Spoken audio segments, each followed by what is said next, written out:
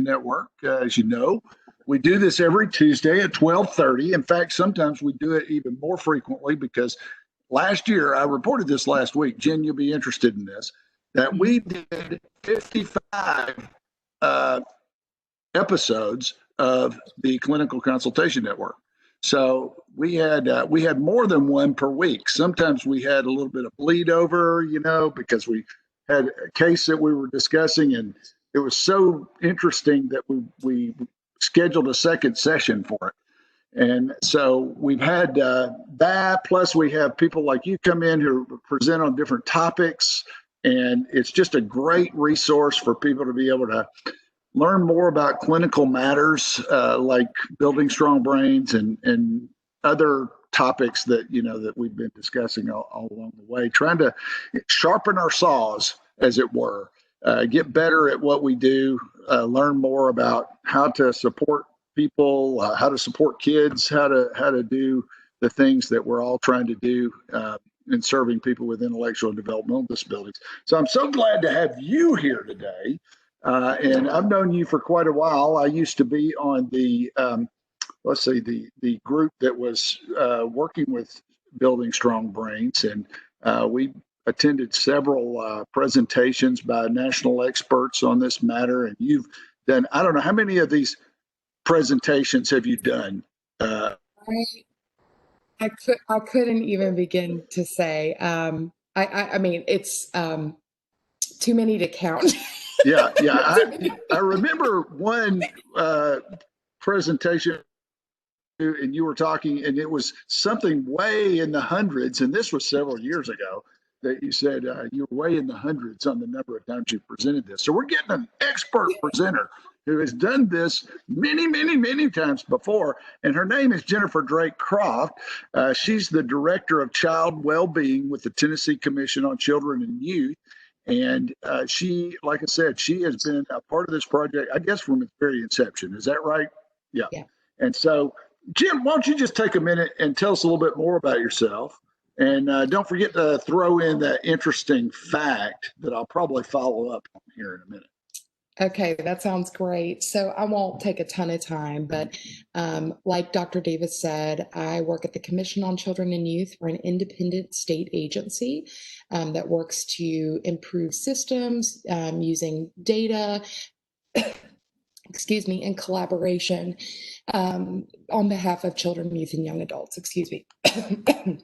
Well, he gave all those accolades about what a great presenter I am, and now I'm choking. So, doing great. I've been with the Commission on Children and Youth for almost 5 years. And I was brought on because of my involvement with Building Strong Brains Tennessee. And previous to that, I co-founded a collective impact initiative in Nashville. It's about a 400-member collective impact initiative addressing ACEs called All Children Excel Nashville, or ACE Nashville, that many of you may be familiar with. So I tell people all the time, this work is my professional and personal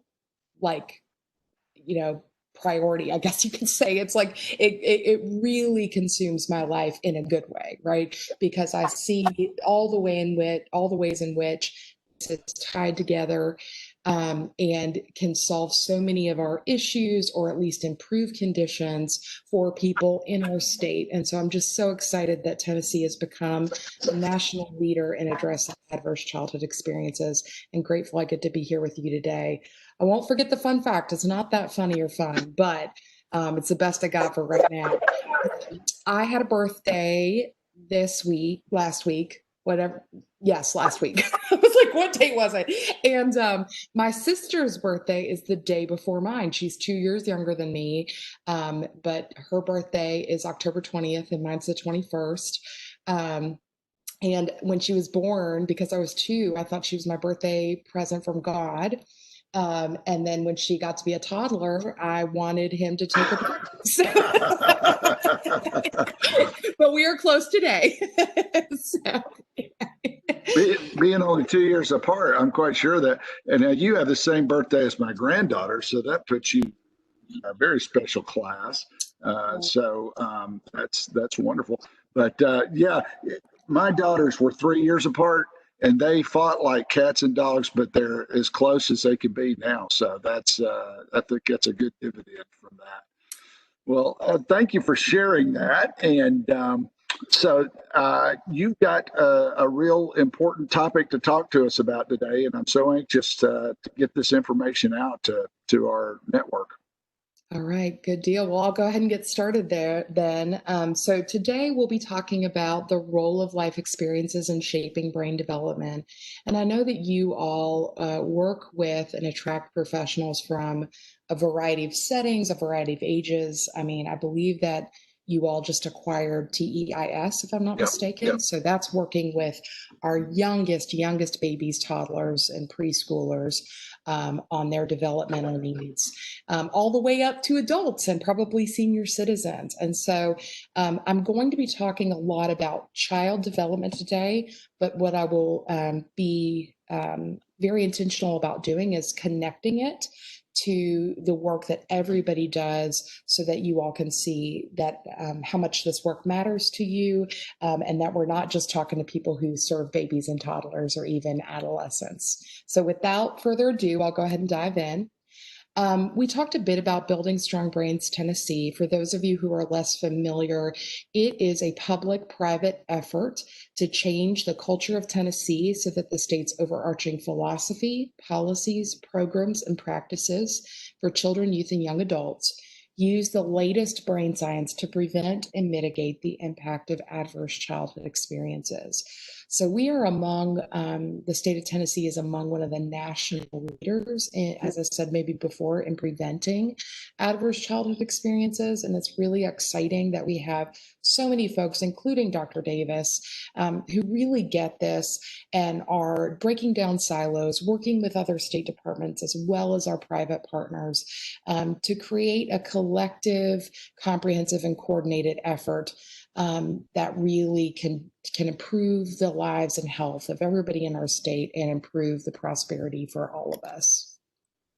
So we know that healthy child development is the foundation for educational achievement, economic productivity, responsible citizenship, and lifelong health. And that these pillars support successful parenting of the next generation, which ultimately lead to strong communities and a healthy economy. So one thing I like to tell people is no matter what it is you care about, which I was kind of alluding to before, you care about healthy child development, even if you don't like kids.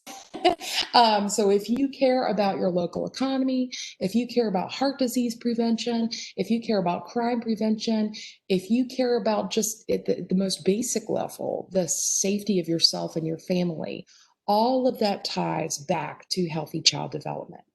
The other thing that I will say is that many people don't understand what's going on in the earliest years of life. When they think of infants and toddlers, they think about little ones that eat, poop, play, sleep, and you got to keep them alive, right? And they don't really know that the first 3 years of life, even the first 2 years of life, have so much to do with how the next 80 years turn out of your life because of the rapid development that's occurring during that time.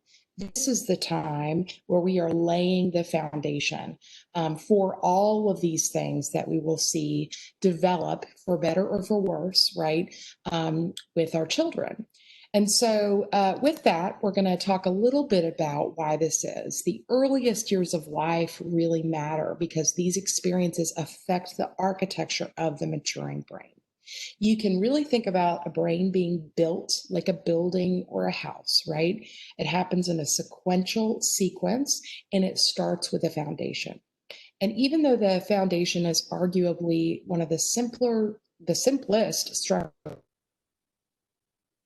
one of the most important pieces of the building, because if you don't lay the foundation right or well, then you are compromising the entire structure, right? You are compromising the walls, the floors, you get leaky roofs, et cetera, doors that won't close.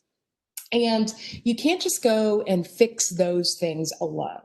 You have to go back and you have to fix the foundation and make repairs to the foundation Otherwise, those issues will just come back later on. And so I know that when we're talking developmental and intellectual disabilities, we're kind of talking about a range of things. We're talking about issues that are organic in nature, but we're also talking about issues that come from environment and abuse and neglect, exposure to toxins, accidents, et cetera, right? And so it's really the full gamut. What I want you all to take away is that when we support healthy development in the earliest years, we often prevent developmental delays, as well as preventing abuse-related and maltreatment-related mental health issues and disabilities. If it is organic in nature, then we are helping people live their best and most successful lives with their existing disability when we support healthy development in the earliest years and when we support healthy development moving through childhood and adolescence, and of course in adulthood too, right? We're not developing anymore, but it's still important to have those services. So I want you to take away that a lot of the things that you see later on in life, whether it's in your field or in just the state in general, when they're problematic, whether they are leading physical diseases or whether they are opioid epidemic or other issues that we as a state deal with that are seemingly very intractable, these are the signs of a poorly laid foundation much of the time, right? And so, as I said, as I'm talking about a house, you can't just fix the drywall and then expect it to be done. It's going to crack again. And so when we look at these issues in adolescents and adults, much of the time we have to go back and understand what happened in the earliest years of life and make those therapeutic repairs and relational repairs to help fix the foundation so that they can thrive and flourish and everything else. So I don't want you all to ever leave this presentation thinking, if we don't get it right in the first 3 years, we need to just give up, because that's not the case, right? When we have foundation issues, we don't just knock down the building, we go fix the foundation. However, as you guys can read here on the screen, getting things right the first time is easier than trying to fix them later, less costly. So if we can lay that foundation well in the earliest years and set kids up for success and adults up for success, then we will all do better as a society, but it is still worth it and a good investment to go back and fix that foundation should we have missed the opportunity to lay a strong one in the first place. So how do we build strong brain architecture? Our brains are social organs. They're unlike any other organ in our body. So some of the way in which it develops is certainly from genes and an existing blueprint, so to speak, to follow our brain architecture metaphor. But much of our brain development, particularly our more complicated skills and higher levels of our brain, are built based on the experiences we have in our environments. And so these experiences, which we call serve and return interactions with adults and other caregivers, are the things that help us make connections between neurons, which are actually the building blocks, the structure for helping us lay that foundation and build our brain. We see children serving all the time, even before they're born, right? If you've ever been around a pregnant lady later in third trimester, you may see a little back and forth game of the mommy pressing the tummy and then the baby kicking back, right? And that's some serve and return interaction.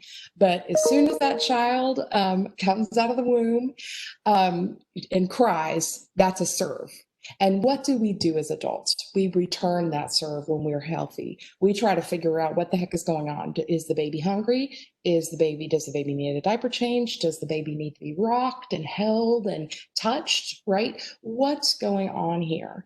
And so through those back and forth interactions, starting in the earliest days of life, we are teaching infants about all kinds of things, right? We're using words to narrate the experience. We're saying, oh my goodness, were you hungry? Oh, that made you angry. You were so hungry that you were angry. And we call that hangry, right? Or this milk is making your tummy feel so much better, right? All these things that we do without thinking about them are actually the things that help children learn about their external world, their internal state, words, and vocabulary, trust, bonding, which helps with all future development. All of these things are happening through these repeated interactions that happen countless numbers of times a day. And then as kids get older, it's not always crying, right? At 6 weeks, it's social smiles, later on, it's pointing. At 3 years old, it's asking why, over and over again. And we engage in these serve and return interactions and continue to build this architecture that serves us if we have had these healthy relationships, or we build architecture that sets us up for survival if we don't have those healthy relationships. So the healthy serve and return interactions are essential for the development of healthy brain circuits. And we know that systems like TEIS, for example, or high quality affordable childcare are imperative to supporting the development of sturdy brain architecture. So quality relationships, again, I don't want you all to think that after the age of 5, relationships don't matter. Quality relationships continue to be vital in adolescence in order to reinforce brain architecture and build resilience. So when we talk about what derails the development of healthy brain architecture, we can think about that being related to toxic levels of stress. So not all stress is toxic. We have lots of positive experiences that are actually healthy for brain development and prepare us for life's future challenges. So that could be things like getting an immunization, starting your first day of kindergarten. They are stressful, but you've got adults, as you can see here in this picture, in your corner, and this child can overcome that obstacle, and their stress hormones peak and then go back down to baseline, right? It does not lead to lasting damage. Tolerable stress, on the other hand, is tragic, unavoidable events like a natural disaster, a scary injury, losing a parent, right? But what you see here is you see these adults that are on top of that structure that child could not scale on her own. And they are throwing down a rope, and the child is scaling the obstacle.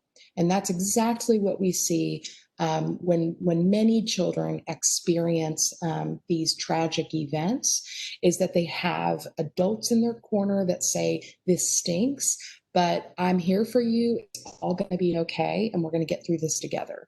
And so with that, what you see is an elevation of stress hormones. It takes a little while longer, of course, to go back down to baseline. But again, it's not creating lasting and permanent damage to the brain and body. All right. So the primary difference between tolerable and toxic stress is the presence of those adults. Okay. So what you see here is when we are defining toxic stress as its ongoing repeated exposure to abuse or neglect, and it's bad for brain development. So what you see here is an obstacle this child clearly cannot scale on her own, no adults in her corner to buffer that experience. And it does weaken developing brain architecture, or doesn't support the development of certain brain architecture, as well as creating high levels of stress that are chronic on many systems in the body. And so you can kind of liken this to taking Advil, right? When we look at positive stress, that's like taking 2 Advil for a headache. It does not hurt you. It does not hurt your body. It alleviates your headache. If you take a bottle of Advil, we're talking about dose, it is toxic to you. And in best case scenario, you're in the hospital getting treated, right? And so it's the same way with stress. We can't handle stress hormones being elevated constantly without reprieve. The worst thing about this is that many kids not only experience truly stressful experiences, but because they don't have those caregivers in their lives to buffer that, there are also lots of things that trigger them that are benign, but solicit the same stress response so that it's adding insult to injury. Another addition that I'll make really quickly is that when we think about people with intellectual disabilities, they are at much greater risk of experiencing abuse and maltreatment because of caregiver stress, largely because of misunderstanding about the needs largely the needs of that they have that are unique and different than people who don't experience intellectual disabilities. And so just know that a greater portion of the population that you all work with have experienced abuse and neglect. So one of the primary areas that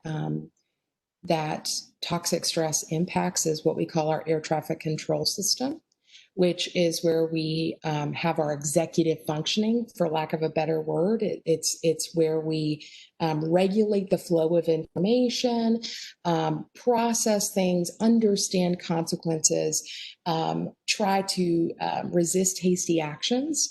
And in the instance of many intellectual disabilities, folks are already struggling with this. But if they've had experiences of toxic stress, they're going to struggle even more, right? We know that executive functioning is a key biological foundation for school readiness, as well as outcomes in health and employability. And also we know that it is the last piece to fully develop. So there's a reason why car insurance companies, for example, they charge you a much lower rate once you hit 26, because they knew long before neuroscientists did that for some reason 22-year-olds make worse decisions behind the wheel of a car than a 26, 27-year-old, right? The data showed that. And that's because this piece of our functioning, though it's developing through our entire lives, doesn't finish developing until our mid-20s. Now, the good news too is that even if you've missed that period, that sensitive period for developing those skills, you can still go back and develop them as an adult. It will just take more effort. So I'm going to skip that video and go right into ACEs, because I realize I'm talking too long, which is one of my flaws. Maybe that's another interesting fact about me. And just very quickly say that adverse childhood experiences, the ACEs study was conducted in the mid-90s by two physicians, Dr. Felitti, who was with Kaiser Permanente in San Diego, and Dr. Disease Control and Prevention. They had noticed a trend that the more childhood adversity they saw, the poorer health outcomes they saw in adulthood. So they administered a survey looking at 10 types of childhood adversity, 5 types of abuse and neglect, 5 types of household dysfunction, and they compared that to the medical and death records of 17,000 people being served by Kaiser Permanente.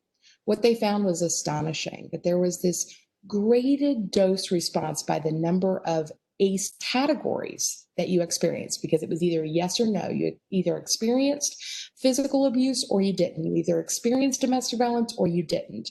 And so your score was between 0, you had none of them, or 10, you had experienced all of them. At 4 or more, we really saw a strong connection or correlation between leading diseases like stroke, diabetes, heart disease, certain types of cancer. We also saw a strong connection with health risk behaviors like smoking, alcoholism, and drug use. And finally, a relationship between high ACE scores and decreased life potential. So as you see, decreased graduation rates, educational achievement, and lost time for work. Though the study was done in the mid-90s, it has been replicated over the last 20 years in many communities, including Tennessee. And we see the same effects largely that study demonstrated. So here in Tennessee, our 2017 data shows that 61% of our population had at least one ACE, and about 1 in 4 Tennesseans have had an ACE score of 3 or more. So this really is a huge driver of a lot of the issues that we see. I want to let you all know briefly that, especially in the context that we're in, that we are expanding ACEs, the definition of ACEs, through validated surveys, because we know that there are other things that produce toxic stress in children. So in Philadelphia, they added these questions, validated them, and found them to be as have such as great of an effect as the original 10 ACEs. So things like experiencing racism, living in foster care, living in an unsafe neighborhood, witnessing violence, etc. Now, the good news is, I'm not going to show this video, but the good news is that just like we can build brain architecture, and as I've described, our environments have such a profound effect on our well-being, we can build resilience in kids. And we can think about it being like a scale with two sides. The more negative things you experience, the more likely the scale is to tip towards negative outcomes. The more positive things you experience in resource access, the more likely your scale is to tip towards positive outcomes. But a scale is dynamic. So even if we're meeting somebody whose scale is clearly tipped in the negative outcomes direction, we can do work to load their scale with resources, supports, and treatment that can promote resilience. One way that the strongest way we build resilience is ensuring that children's environments are safe, stable, and nurturing.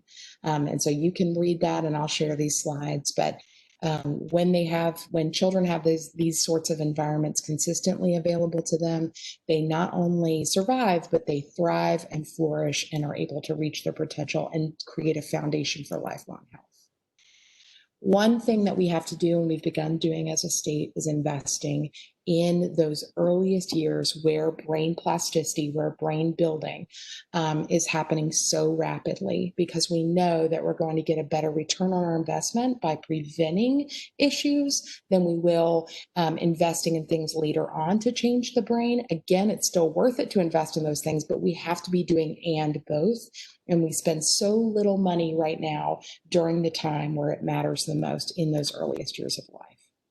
So there are lots of things that can be done to address ACEs, and I will not go through all of these. You'll recognize many of these things as best practices in developmental and intellectual disabilities, things like access to integrated healthcare. A lot of what you all are already doing is preventing or mitigating ACEs, but better understanding the science helps you maybe get the why further behind it, or tweak or change practices a little bit, or help others in your community understand this issue. So TEIS is one of the best ways that we prevent ACEs and support healthy development, and I'm so grateful that DIDD does that. So with our Building Strong Brains work, we have something called the 4 Ps, which is we are aiming to change philosophy and approach, policies and funding, programs and services, and professional practices, and engaging everybody from every single sector in this effort, because it connects to everybody's outcomes and mission or goals.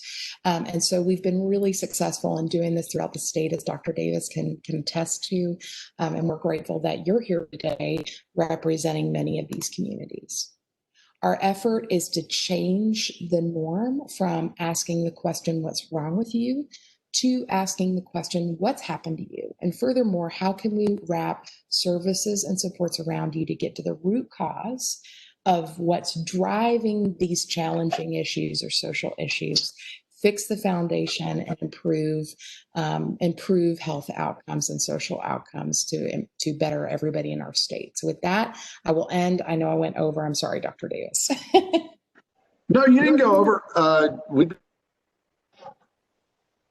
And maybe we'll have a few questions at this point, but maybe I want to ask a little bit of a question about that last slide, because this is such a key thing, I think, when we're doing clinical work, because it's very easy, even when you're a professional, to go into a situation, and especially a lot of the situations that we go into where somebody is having pretty severe behavior problems. They may not. It may create a lot of crises for people to have to deal with, and it's so easy to just say, what's wrong with you? And try to make everything toward fixing that piece that's wrong with you, but not really recognizing where this came from and what the origin of it was. And this idea of what's happened to you, I think, is so important. You mentioned the data for people with intellectual and developmental disabilities who were part of that ACEs study.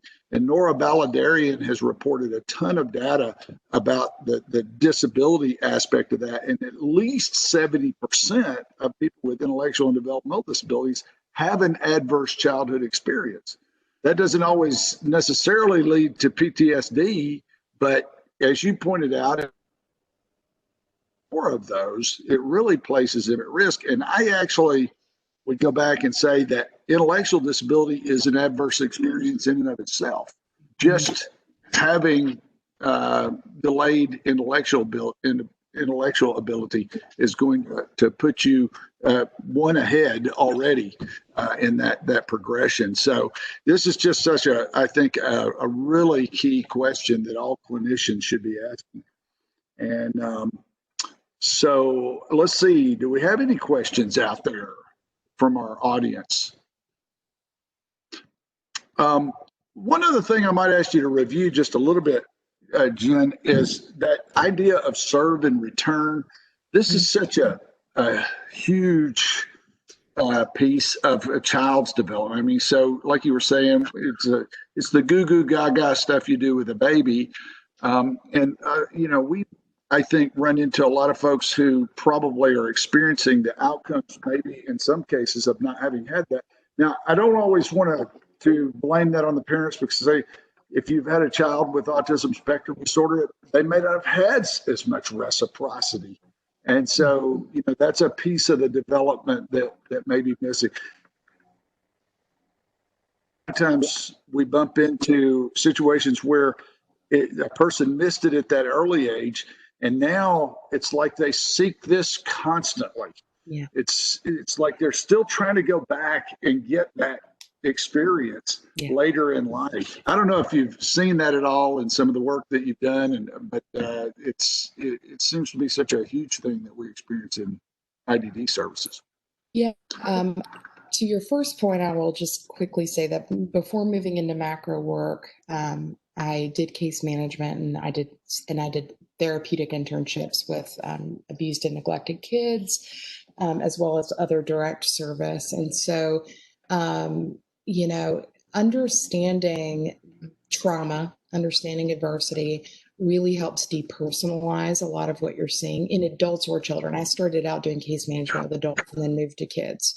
And so when you realize that this person isn't intentionally trying to disrespect you, or isn't like mean or bad at heart, but that this is communicating past trauma, a lifetime of hurt, it changes your entire disposition and the demeanor, I guess you could say, where you're open, you're curious, and you're less defensive.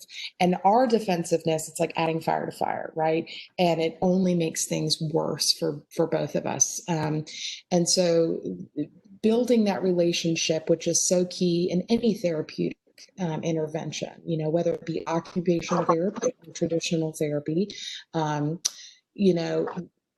that is key. And this is one of the biggest things that can prevent that relationship from developing. The other thing is while I am not an expert like all of you in developmental and intellectual disabilities, I play enough in y'all's world to know a little bit, enough to be dangerous, but enough to say absolutely, when we're missing those cues early on, that's why TEIS is so important. Then we're missing key opportunities to improve certain conditions like autism. And a lot of times people think, what's the intersection there, right? Well, all of our ABA treatments, right? Even though children with autism, social cues are clearly one of the defining features, it's about engaging them, right? It's about the back and forth interaction. And so these interactions are important no matter who you are, no matter what you're suffering with or what you have. You may not be suffering, right? But what you experience, they're going to support healthy development. But many times in this community, you need somebody with that trained eye that can not only see early signs and symptoms and know the supports, but that can also connect with that family to provide other supports like access to food stamps or access to respite care, other things that are going to help them be in a therapeutic relationship with the child. Yeah, that's so important. And I'm glad you made that point, because I certainly wouldn't want this comment I made about people with autism, because no matter what disability you may have, getting this type of serve and return experience early in life is going to improve whatever trajectory you had. And so it's such a key thing, no matter who you are, that you get this experience early in life. We've got a couple questions in the chat box. I wonder, Michelle, can you help us with the questions? Yeah, so we've got some in the chat box, and I've also received some through private message. So I will start with one of those. And I think you touched on this a little bit, Jen, but someone wanted to know, with the synapses that are built by interactions with the serve and return that you guys were talking about with caregivers and parents, if they don't develop those as a child, can those be developed later in life? And if so, what resources or what things can we do to assist with that? So, of course, the answer is yes and no. So there are some things that are so developmentally contingent, like, for instance, the development of sight. If you covered up a baby's eyes and during this key period of developing sight, they would never be able to develop sight. Okay. And there are other things kind of similar to that are less extreme, where if we miss these critical pieces of development, then we are really missing out on the opportune time to build that infrastructure. There are other things that, although there are periods of development where it would be opportune to develop those skills, with effort, you can develop them later. And so one resource, just because I think that this is such a complicated answer that it would be best for those of you who are interested in this answer to look it up. One resource is on Harvard Center on the Developing Child. They have a working paper on neglect. Neglect is one of the most profound types of maltreatment that lead to the lack of development of that architecture. And so they talk about the difference between white and gray matter and what can be recovered and what can't. So if you guys go look that working paper up, I think it'll be really useful. Also, neglect is the most common form of maltreatment. We don't really think about it as much as we think about physical or sexual abuse or verbal, emotional. But that is true, again, with this population of folks with intellectual and developmental disabilities, that they're going to be experiencing higher levels of neglect and missing opportunities to develop that architecture. All right, and I posted what I believe to be the link for the Center on the Developing Child with Harvard. Yes, that'll hopefully get people to your reference. So we had another comment. Someone commented that they had not heard of ACEs until a few years ago when their child was exhibiting symptoms.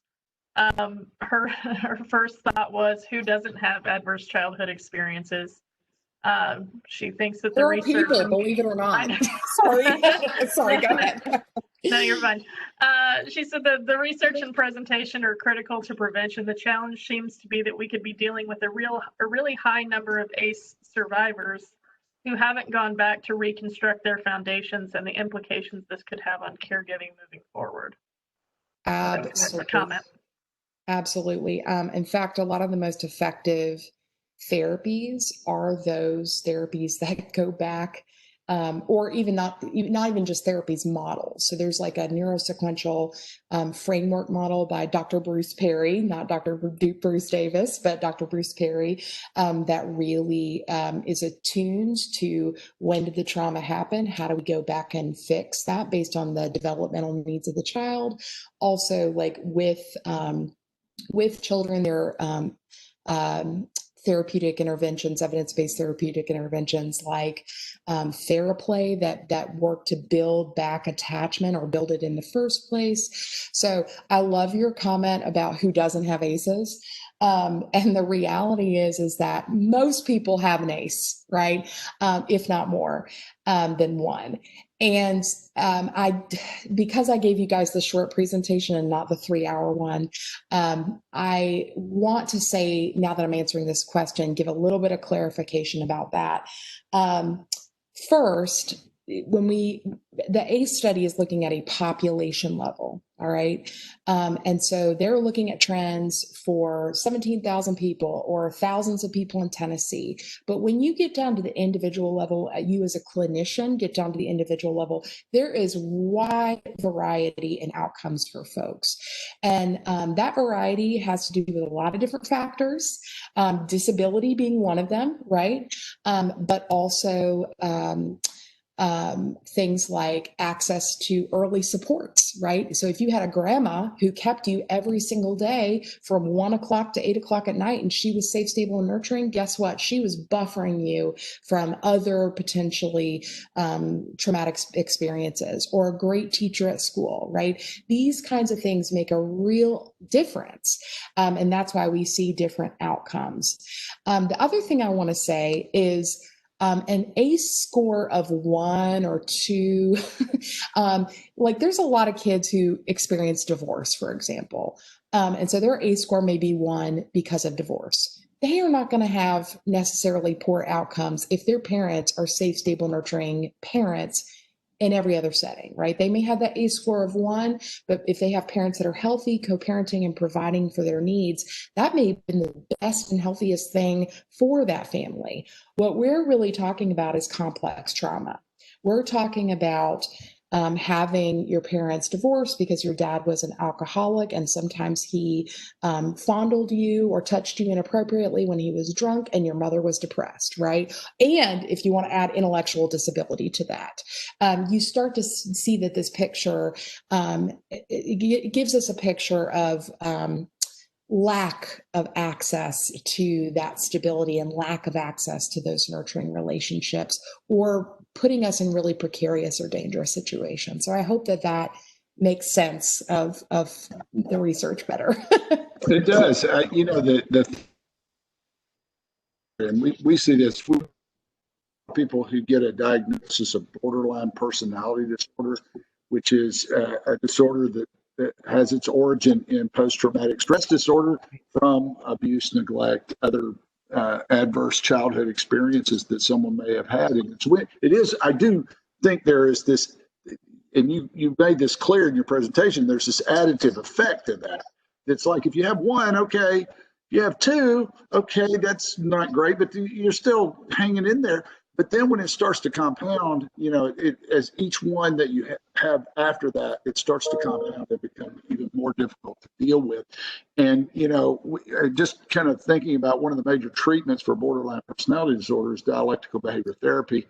And with that is a couple of things that I saw in what you were talking about, just to connect different worlds, not necessarily really different worlds, pretty much the same world if we get right down to it, is that you have to acknowledge the person's doing the best that they can. Yeah. And that, you know, it's sort of like Marshall Linehan talks about it as if the person with borderline personality disorder is almost like a burn patient. You know, if you touch a burn patient, they scream. You know, if they've got severe burns over their body, they're going to scream. And that's a lot the way somebody who's experienced this type of abuse is. And you've got to start validating, you know, right off the get-go type of situation. And it does get more complicated the older the person gets about being able to address those things. But it's so important, I think, to kind of almost step back to that when I think about validating, I see it as a very similar concept to this serve and return thing. It's basically you made an attempt to try to do something, and I'm going to validate that attempt because I know how difficult it is for you. So great stuff. Michelle, are there questions down there that we can we've respond to? Looks like we've had a lot of them. We've got questions streaming in, so I'm going to do my best to get to all of them. So what steps can be taken to educate parents and communities on brain development in the early years, and particularly on developmentally appropriate childcare? Yes. Oh my goodness. Well, childcare is a huge crisis in our state, which is part of. There are lots of things that are outside of the scope of parents' control, childcare, high quality, affordable childcare being one of them. Now that COVID has happened, we've had a huge increase in closures. And so we as citizens, we as a community have to look at the structures and supports available to parents, right? To get to and so we can talk about developmentally appropriate childcare settings. And also we have to know, are there openings? Do they cost $1,500 a month? Those kinds of things. And so sometimes we have to have that discernment as a clinician to say, what is going to be not helpful, for me to share, and how do I do resource linkage and connection? To your specific point about educating parents and communities, the first thing is, and Dr. Davis is one of our trainers, we have 1,152 trainers that can give this exact presentation that I give, and they represent communities across the state. They have presented to 60,000 people, and the people represent every single county in the state of Tennessee. So we have that resource for you.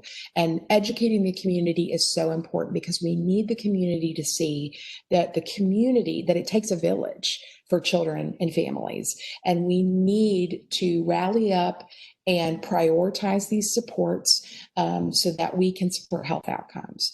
With regard to parents specifically, I wouldn't necessarily, even though a lot of us are parents, right, but we have our professional hat on here. I wouldn't necessarily say that this presentation is ideal. There are modified versions that other nonprofits have done. But a really good way of educating parents is through the ways, or through the places which they live, work, play, and worship.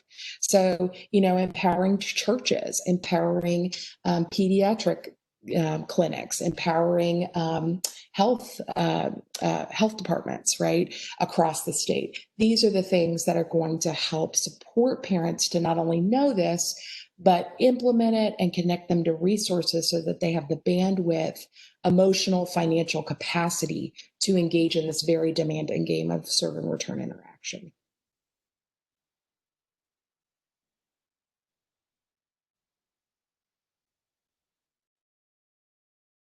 Did we lose Michelle? It looks like Michelle is muted. And Bruce is muted.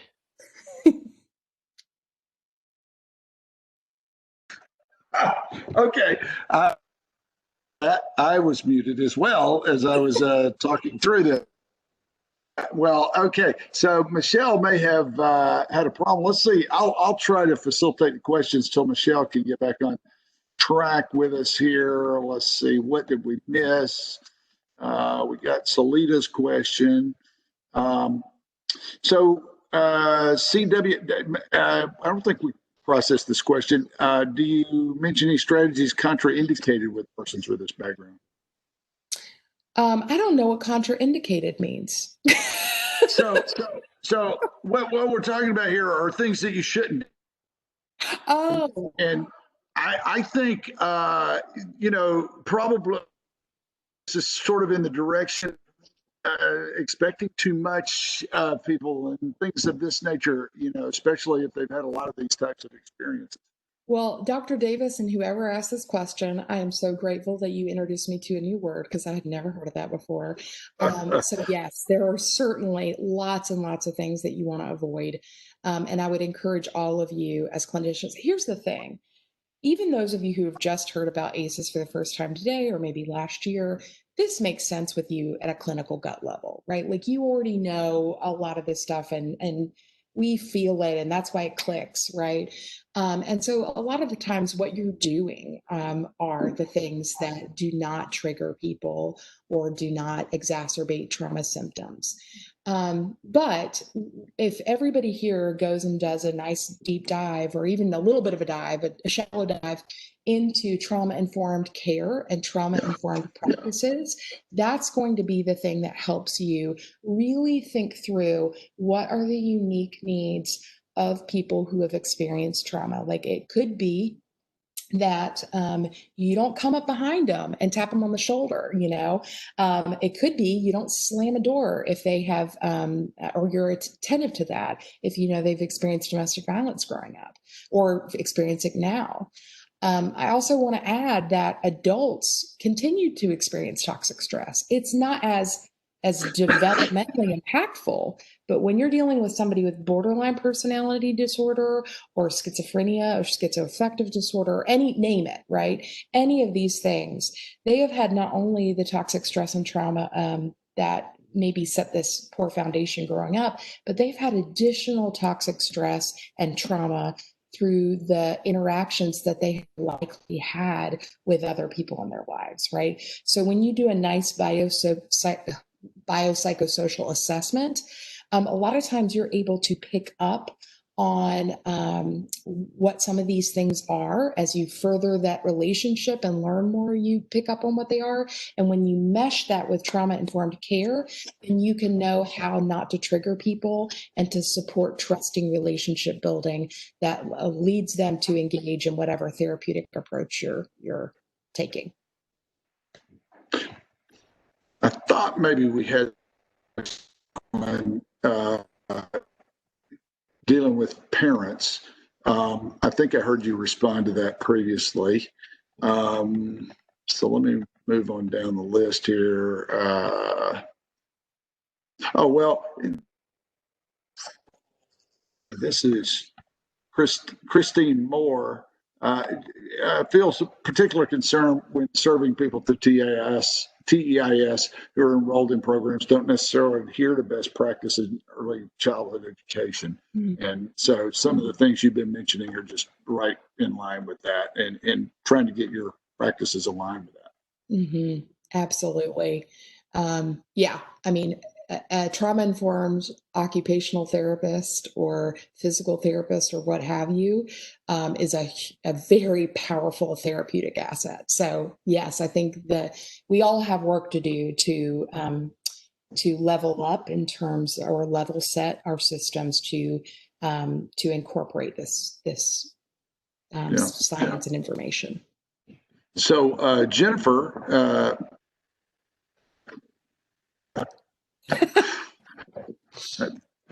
I think she was coming on. She wanted to ask this question vocally a moment ago. If you, Jennifer, come on, and I'll let you do that. Thank you, Dr. Davis.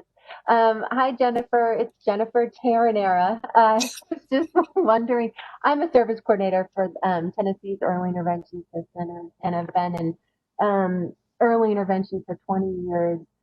And I recently heard a presentation about parent-child interaction therapy. So I didn't know if you felt that would be helpful to kind of put the foundation. Oh, yes. Oh, my gosh. I'm a huge fan of PCIT. There, like I said, a lot of what you all are already doing, a lot of evidence-based practices are already doing the work. And so knowing this, though, may help you when you're looking at, you know, what type of therapy you want to employ or what kind of referral you want to make. It might help you be better informed, right? Based on developmental needs. And so, like, for instance, TheraPlay is one of those where it's beneficial for both the child and the adult, because when the adult learns to have healing, healthy attachments with their child, oftentimes they're healing from unhealthy attachments themselves, right? And overcoming a lot of that. Same with EMDR, you know, I mean, not necessarily with the child, but with an adult, that you can help them integrate past experiences that were traumatic and make them more manageable, so all of these things, absolutely. And the younger the better, 2 generation the better, you get it. Adult child, a lot of times when you're working with children with struggles, the adults need more therapy than the child, because the adults are the primary therapeutic instrument in a child's life. Just like TEIS teaches parents how to do occupational things and different exercises and stuff like that to practice in the meantime. It's the same thing. Thank you. Jennifer, for that question. Very good. And thank you so much, Jenn Croft, for being here with us today. We have run out of time, but I do have a few other questions. And what I'd like to do is to copy these questions. Can I send them to you in an email and have you do an answer for them? And then we can distribute that to our network so that folks won't feel like they got excluded on their questions here. And they're really good questions too. So I'm anxious to see your answers. I really appreciate you being here with us today. As you mentioned, I'm a trainer in this too, but I'm really glad to have the expert, the person who's done this so many times, come and do it, because you're just really great at presenting this information. And I think you have helped us understand a lot about what it takes to build strong brains and how important that is. We didn't even get into the subject of frameworks, which was one of the things that helped develop all of this that we're talking about. And, the ways that we talk about this are really important. But in any case, I just want to thank you so much for being here today. We may want to have you back again sometime to talk more about this and maybe do a little bit of an expanded presentation. So again, thank you. Thank you, everybody, for being here. This is the Clinical Consultation Network. We do it every Tuesday at 12:30 Central Time. Please join us, and please tell all your friends about us so that they can come and get this good information that we put out. Jennifer, thank you again. Thank you, everybody. Have a great rest of your week.